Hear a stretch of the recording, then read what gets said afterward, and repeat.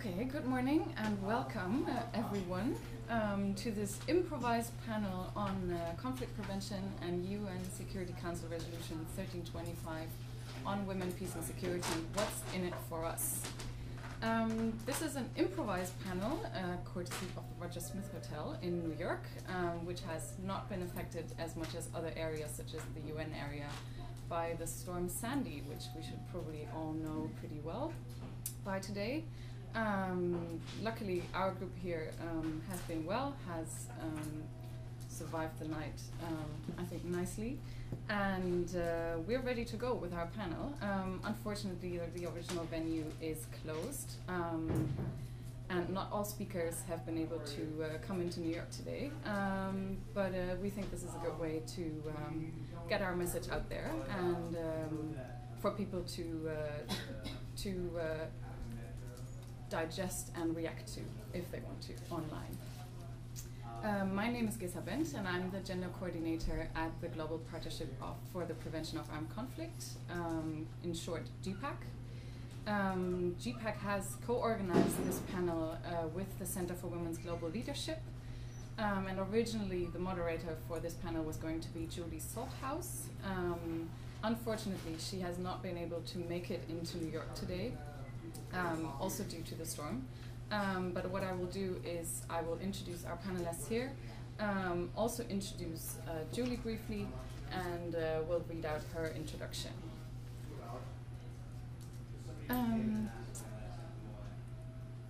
We have gathered here with members of the Global Partnership for this week as part of our engagements around UNSCR 1325, and specifically to advocate for implementation of the resolution and specifically its conflict prevention elements. As most of us probably know, the original text of the resolution emphasizes three key elements: prevention, protection, and participation. However, the prevention element officially is very often interpreted to mean prevention of violence against women, which puts women into a position of passive receivers of aid or passive receivers of violence rather than emphasizing their active agency. This is why GPPAC engages with members from our network for a week, the last week of October every year in New York, to advocate, to put an emphasis again on women's agency in conflict prevention and peace building from around the world. And we will use this panel to share stories from women working on 1325 around the world on three key topics. The first topic is national and regional action plans on UNSCR 1325, what's in it for civil society.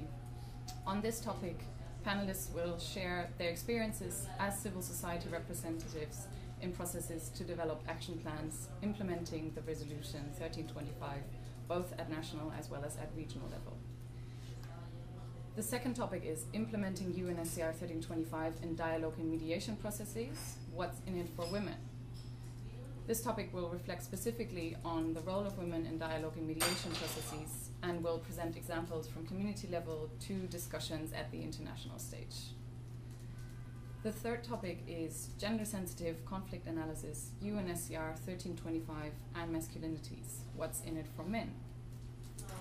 On this topic, panelists will reflect on experiences with engaging men in gender-sensitive conflict analysis and advocacy around UNSCR 1325, as well as related challenges for both women and men.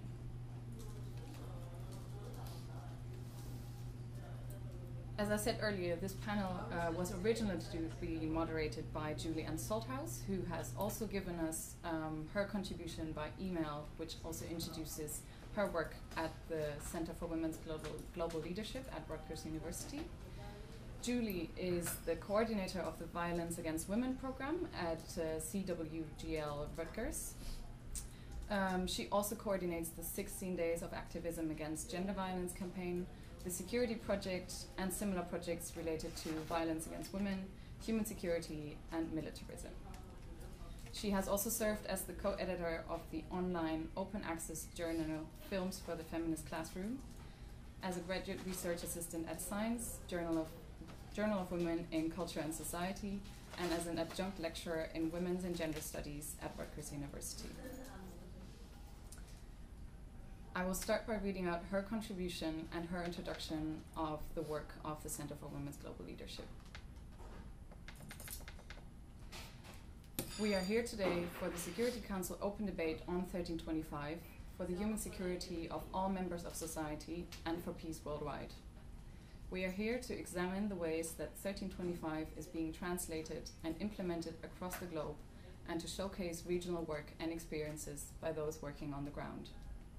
Critically, this is an opportunity for all of us to hear from members of civil society, specifically women, who are working within communities, who experience firsthand the challenges faced in translating 1325 into real action, and who understand the nuances of the circumstances in which women live, as well as their varying and diverse priorities and needs. These are experiences and voices that member states must not just consider, but systemically collaborate with and integrate into the planning, implementation, and evaluation of national action plans in order to ensure true peace and security. The Center for Women's Global Leadership, CWGL, at Rutgers University welcomes this year's open debate on 1325 and the opportunity it presents to consider women's civil society roles throughout the peacemaking process. Where do we as civil society stand in this dialogue? What roles can we play? What roles should we be playing? We hope through the forums this week that we can work directly with member states to further all of our work on gender equality, women's empowerment, and the end of violence against women. Since its founding in 1989, CWGL has worked to develop and facilitate women's leadership for women's human rights and social justice worldwide. The Center works in part to promote an end to violence against women and militarism, and today I'm happy to share with you 2 projects the Center currently oversees in this program area. Our international 16 Days of Activism Against Gender-Based Violence campaign mobilizes thousands of activists worldwide to increase awareness of and call governments to account for gender-based violence. Now in its 22nd year, the 16 Days campaign runs annually for the 16 days from November 25th, International Day for the Elimination of Violence Against Women, through December 10th, Human Rights Day, specifically to emphasize that violence against women is a violation of women's human rights. Since 1991, over 4,100 organizations in 172 countries have used the campaign as an organizing strategy, and for the last 3 years, the campaign has specifically focused on the intersections of gender-based violence and militarism. Militarism remains a key source of the violence experienced by women, as it creates a culture of fear and supports the use of violence, aggression, and military interventions for settling disputes and enforcing economic and political interests. Over the last 3 years, the 16 Days campaign has worked with women's organizations and gender equality advocates worldwide to highlight the linkages between gender-based violence and militarism within the following 3 areas: violence perpetuated by state agents, domestic violence and the role of small arms, sexual violence during and after conflict. Militarism not only undermines women's rights as a whole, but also women's dignity and bodily integrity. While often being used in the name of security, militarism typically has the opposite effect, frequently serving as the antithesis of peace.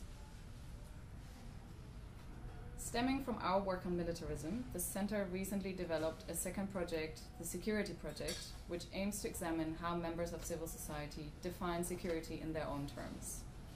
Often when we hear about security, it is defined by the state, in terms such as the presence of military personnel, checkpoints, and the right to bear arms. But do we define our own sense of security in these same terms? What does this mean for the ways in which governments prioritize their national budgets?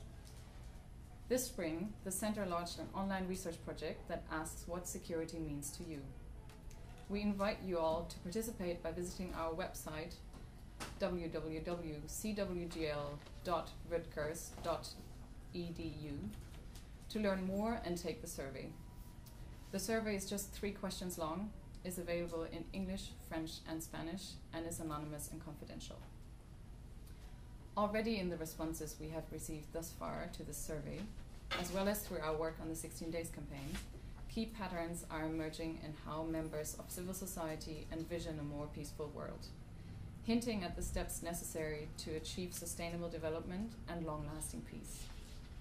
Too often, we see women being placed in 2 roles within the peace and security dialogue, as passive victims and/or solely in relation to roles within their families. Women are not viewed as individuals, and their subjectivities are often erased through action plans that often block individual women's experiences and identities into one homogeneous group. To end violence against women, women's rights must not be seen as one-dimensional. Women's experiences of violence are manifested in multiple forms of discrimination and greatly influence their access to economic, social, and cultural rights. Violence against women cannot be adequately addressed unless states also address land rights, healthcare, education, access to justice and legal mechanisms, and the larger economic, social, cultural, and political contexts in which women and men live. In addition, we must clarify men's roles in this work as well. Not all men are perpetrators, and not all women are victims. It is imperative that we work alongside men to address the larger systems of discrimination and unequal power structures that manifest themselves through violence. Men can and must be women's allies in this work, and must work with other men to dismantle these systems that oppress us all. We must be willing to take a hard look at gender roles and dismantle the binary thinking that places unequal value and power on specific traits, gender, sexuality, race, and people.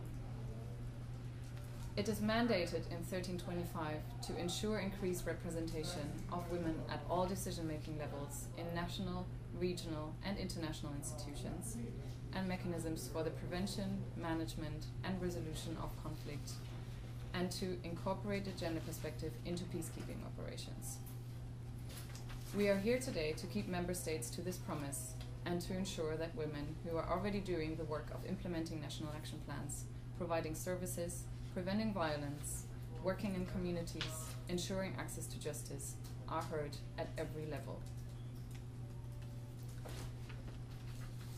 Thank you very much also to Julie Salthouse, who has given this introduction, and I think that sets a very good stage for the contributions of panelists, one of whom I'm going to introduce them due to lack of space one by one, and then we're going to change places after their contributions.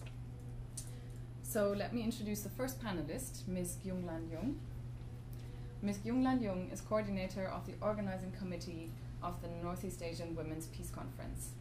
She's a chairperson of the policy committee for women making peace in Seoul, South Korea, and is also the co-director of the South Korean Committee for implementation of the June 15th joint declaration between North and South Korea, and co-director of its women's division.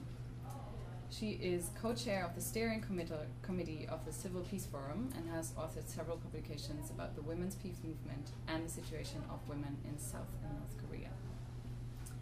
She will share stories with us about the process towards national action plans in the region, as well as women's peace talks between on the Korean Peninsula, and specifically from a South Korean perspective. Yeah.